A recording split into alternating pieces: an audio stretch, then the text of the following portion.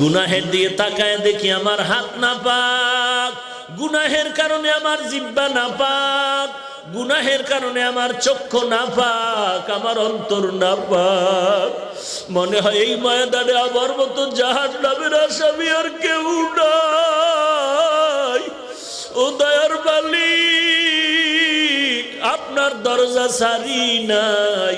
পাহাড় সম পরিমাণ গুনাহ করলে আপনার রহমতের সামনে কিচ্ছু না রে আল্লাহ। কত বড় বড় বেঈমানেরও তো আপনি মাফ করে দিয়েছেন। আমরা তো আপনার আদরের নবীর উম্মত, আমাদের কি আপনি ক্ষমা করবেন না? আয় আল্লাহ, যদি আমাদের গুনাহগার বলিয়া তাড়ায় দেন, আমরা কোথায় যাব? যাওয়ার তো আর জায়গা নাই। ও আল্লাহ,